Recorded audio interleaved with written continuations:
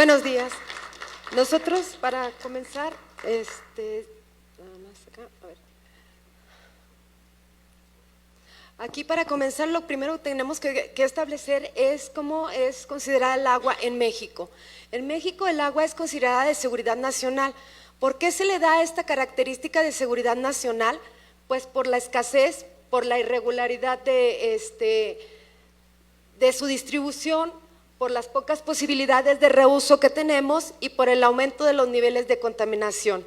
Viendo esto, podemos entender que en el contexto se debe decir que los instrumentos jurídicos juegan un papel preponderante para regular el uso, la explotación y el aprovechamiento de las aguas.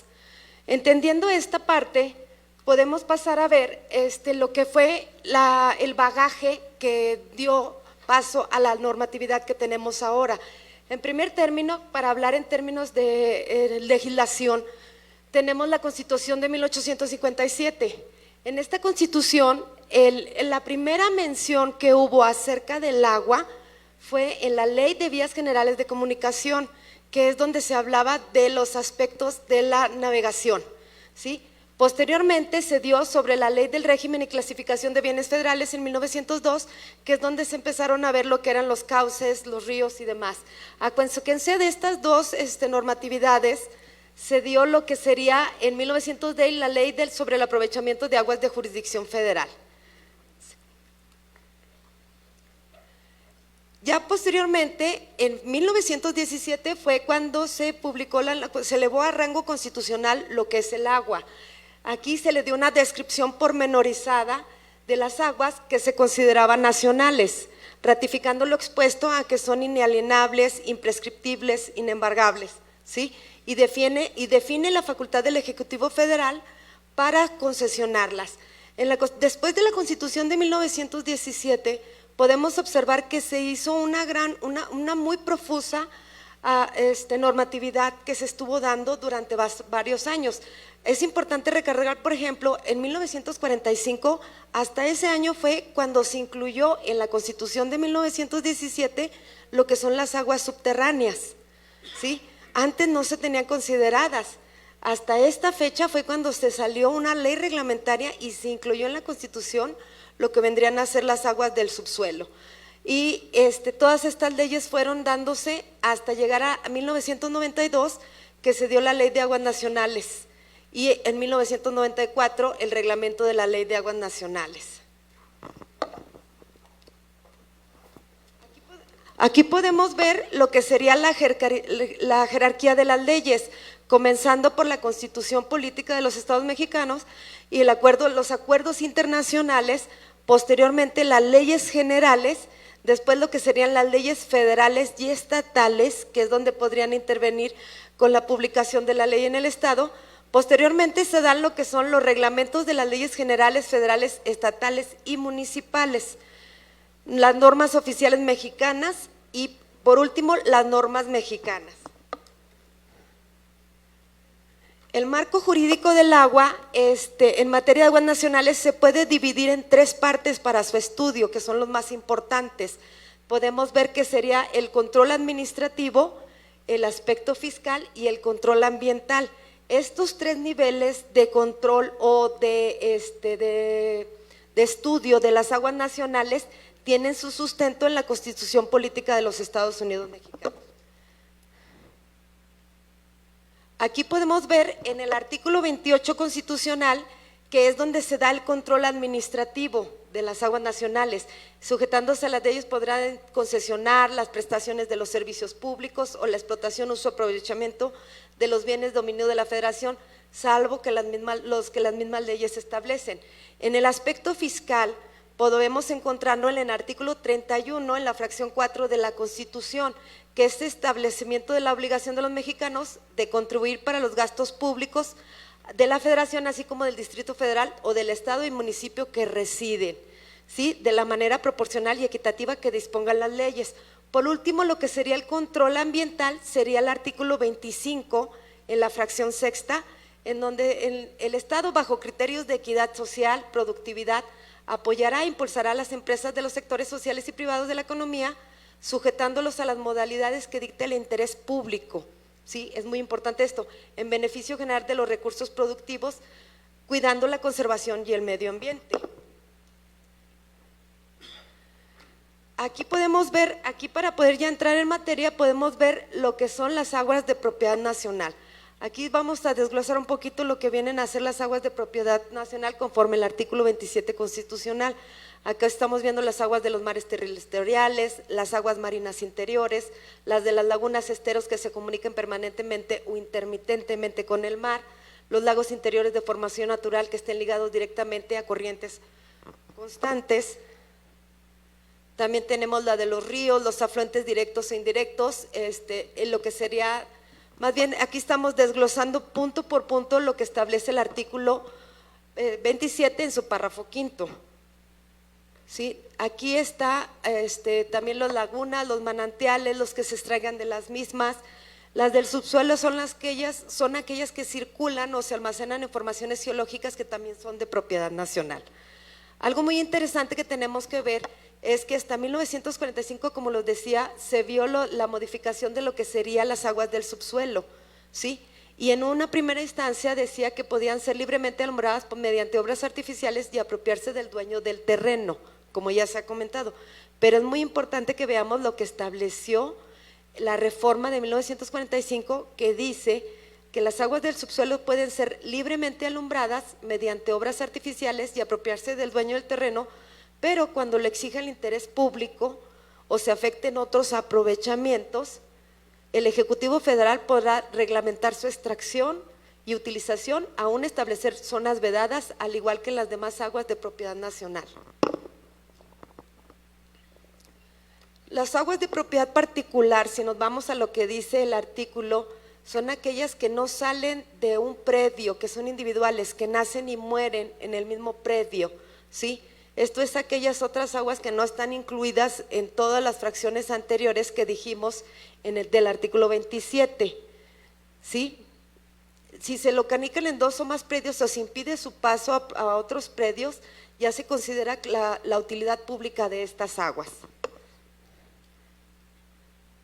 Ahora, si nos vamos a las aguas de jurisdicción estatal, aunque parezca un poco redundante, son aguas de jurisdicción las que no son de propiedad estatal, todas aquellas no previstas en el párrafo quinto del artículo 27 de la Constitución Política de los Estados Unidos Mexicanos. Se considera de utilidad pública y queda sujeto a las disposiciones que dicten los estados.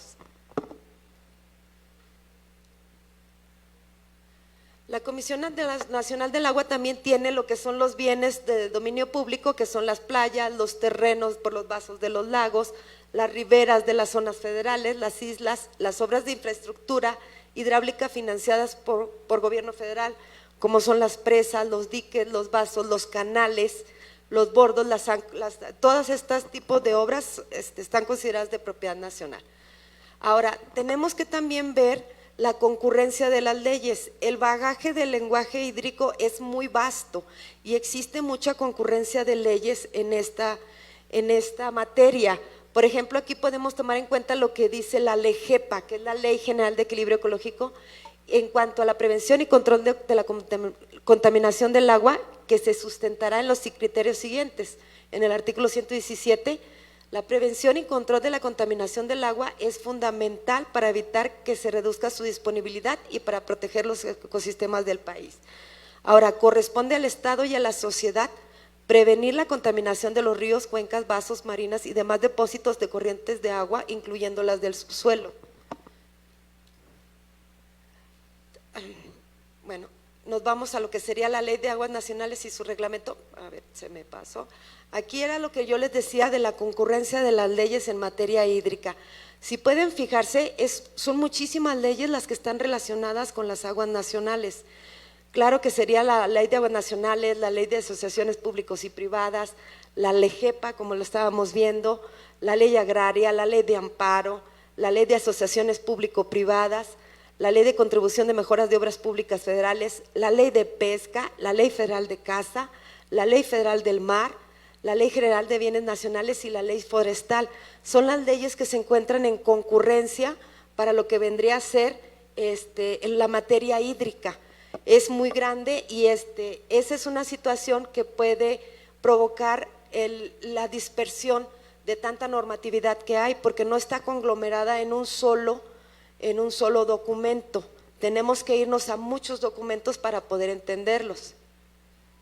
Ahora, si nos vamos a la Ley de Aguas Nacionales, pues como sabemos bien, esta sí tiene el objeto de regular la explotación, uso de las aguas nacionales, en su control, también la preservación en la cantidad y calidad para lograr un desarrollo integral sustentable, ¿sí?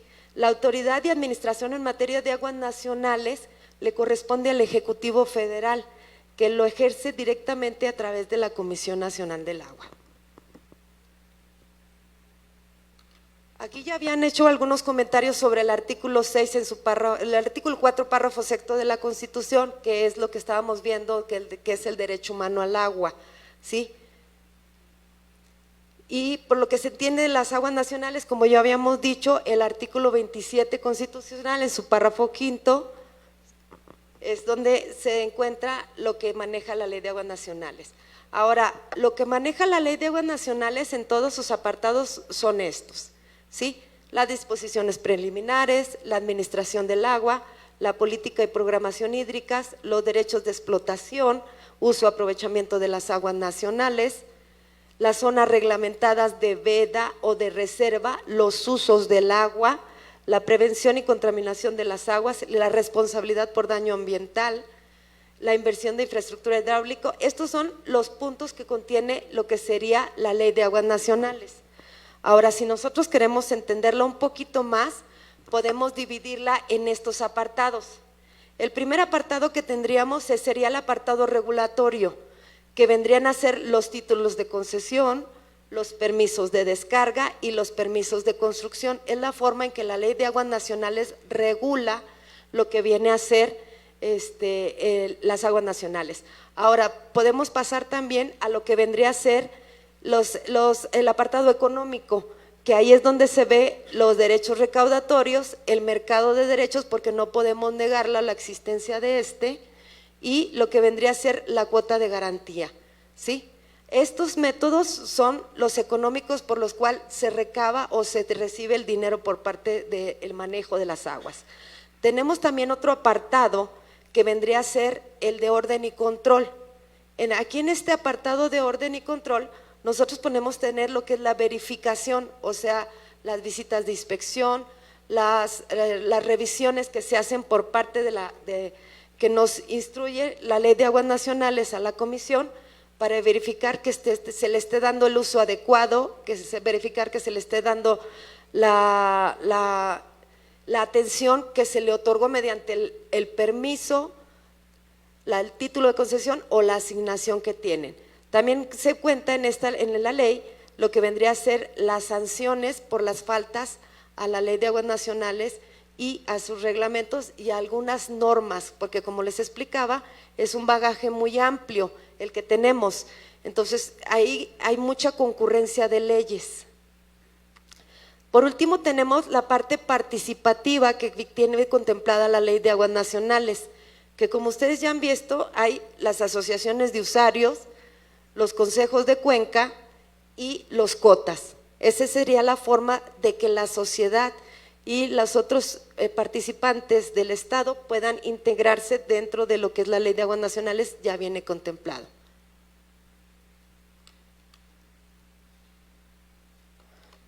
Aquí en los aspectos relevantes que tenemos para poder ver lo que es las figuras de control que tiene la Ley de Aguas Nacionales para el agua, tenemos la transmisión de derechos, que era lo que comentábamos, el mercado, ¿sí? Tenemos la suspensión de los derechos a los que pueden ser acreedores los usuarios, tenemos la suspensión de actividades de la descarga, que esto también es en la prevención de la contaminación, ¿sí? Tenemos lo que pueden ser las clausuras de las obras, cuando se encuentren contraviniendo las normas que establece la Ley de Aguas Nacionales, o la LEGEPA, o la NOM. Como les digo, es un bagaje muy amplio, es muy profusa la legislación hídrica, se encuentra dispersa en muchos apartados. También contamos con lo que es la demolición o remoción, que es cuando se hacen obras en lugares que son de propiedad nacional, como los cauces, las zonas de protección de las presas, los ríos, ¿sí? Todo lo que son y también contamos con la extinción del título, ¿sí? La nulidad también, la revocación del título, la caducidad de derechos es cuando no se usa el volumen, y la cuota de garantía, que es una forma de cuidar el uso del agua y que les cueste el no usarla, ¿sí? Los principales elementos que contamos dentro de la Ley de Aguas Nacionales, y podemos dividirlos, es incrementar la participación pública en primer término.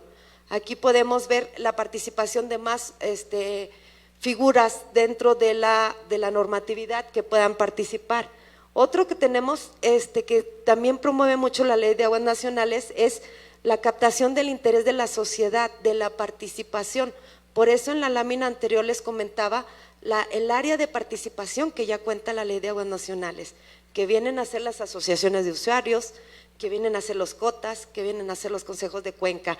Esta es lo que quiere propiciar la Ley de Aguas Nacionales con la que contamos ahorita, ¿sí? Otra es fortalecer el empoderamiento de los usuarios locales, la democracia participativa y la asunción de compromisos por la sociedad. Esto se va también con las cuestiones participativas que tiene la Ley de Aguas Nacionales. Se trata de que se hagan más responsables, más conscientes y una sociedad y unas entidades públicas más participativas, ¿sí?, en la prevención. También dentro de la Ley de Aguas Nacionales son un elemento muy importante, el manejo y la gestión, ¿sí?, la gestión de la oferta sin atender en forma prioritaria la gestión de la demanda. Eso es una cuestión que también se trata de promover dentro de lo que es la Ley de Aguas Nacionales. Otra cuestión es la mejora de la planificación en el uso del agua y favorecer las inversiones en la infraestructura, que es lo que comentaban ahorita ya los anteriores, pues en lo que es la mejor distribución, la mejor captación, el mejor uso, la tecnificación, ¿sí?, y corregir los excesos en el otorgamiento de las concesiones. Eso es una parte muy importante. El control sobre los materiales pétreos de los bienes nacionales, las extracciones irracionales que pueden hacerse en los cauces de algunos ríos, y disuadir el mal uso del agua a través de sanciones severas por el incumplimiento de la ley. Estamos hablando que ahorita una multa por una violación a la Ley de Aguas Nacionales está alrededor de unos 187,000, 190,000 pesos, una multa, ¿sí? Y eso sería lo que yo tendría que exponerles sobre la Ley de Aguas Nacionales. Es un compendio legislativo de lo que se ha hecho dentro de la gestión hídrica. Aquí lo más importante es establecer que es muy profusa y es muy diversa la normatividad en materia de aguas nacionales.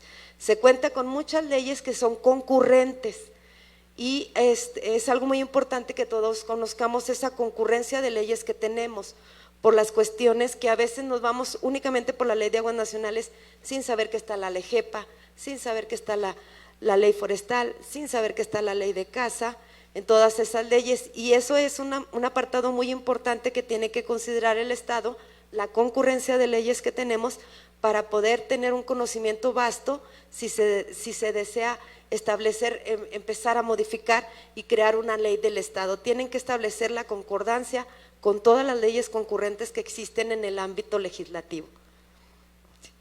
Muchas gracias. Ahorita le voy a dejar la voz aquí al ingeniero Cruz, que nos va a dar la siguiente parte de lo de la Ley de Aguas. Sí.